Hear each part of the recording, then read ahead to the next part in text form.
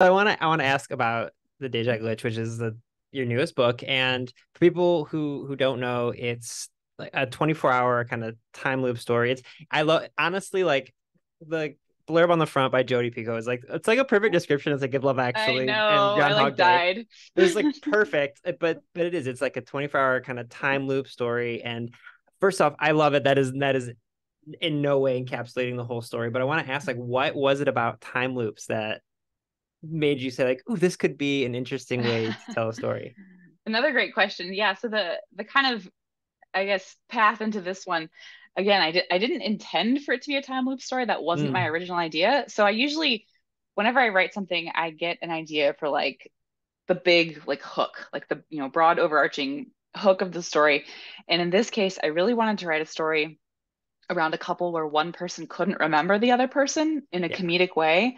I just thought that would be kind of funny to Mhm. to explore. It's like the love of your life came up to you and it was like, it's me, you know me, and you had no idea who they were. Like, what would happen? How would that Yeah. play out? Um, and so I had that idea kind of floating around in my head for a while. And then so I actually drafted this book in the summer of 2021. So it's 2 years ago now. Wow. And I remember, I was trying to figure out how to execute that idea. Like, how could I, write a full story around that?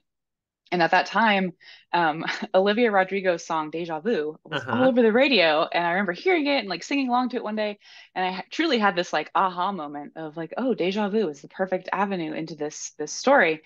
So I started thinking, the character who couldn't remember anything was feeling like things were familiar, but she didn't really know why. She couldn't Mhm. explain why she recognized this guy or why she had certain memories, like fuzzy memories, playing out throughout the day. And then the time loop entered the equation when I thought maybe she has the sense of deja vu because she's been here before, she's lived through it before, but can't fully remember it. Mhm.